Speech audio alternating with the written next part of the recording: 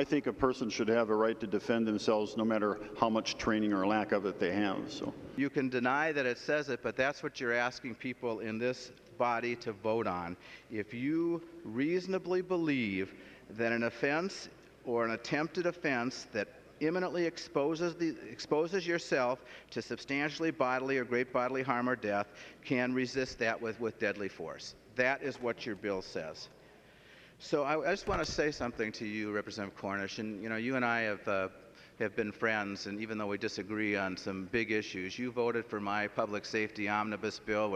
You were on my conference committee, and if you hadn't cut so much from the Department of Human Rights, I would have voted for your omnibus bill this year because I think it wasn't a bad bill. But I think this thing is really dangerous, what you're doing. I think it's really extreme. I just want to say that my partner and I, she and I were outside leaving the house just this weekend, and we have a property that has woods in the back, and it's our property. It's private property. And these two kids came down. They must have been 17, 18 years old, and they were bigger kids, and they were in the, we never see kids back there or people back there. We see deer back there. We see wild turkey. We see all kinds of wildlife, but we never see people. And these kids came down, and it sort of spooked us.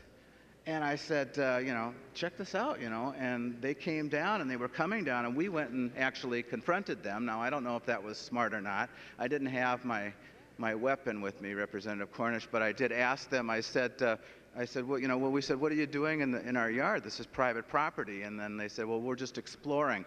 And we said, where do you live? And then they told us where they lived, and so everything was cool. But I'm just thinking, if those kids would have kept coming, and I had a weapon on me, and I reasonably believed that I was in danger, I could have shot those two kids under your bill.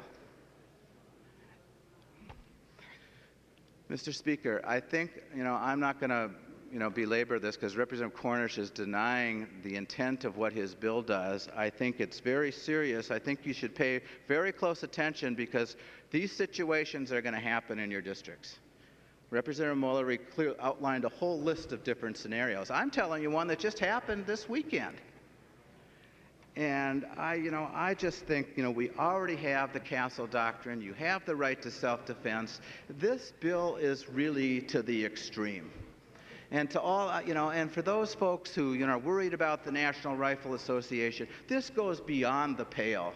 This goes beyond hunting rifles and self-protection. This takes it a step further. I don't think we want to go here in the state of Minnesota. I would implore members to vote no on this bill. It's not good for public safety. You have law enforcement officers and police and law enforcement agencies throughout the state who have adamantly opposed this bill, and I think we should be with them.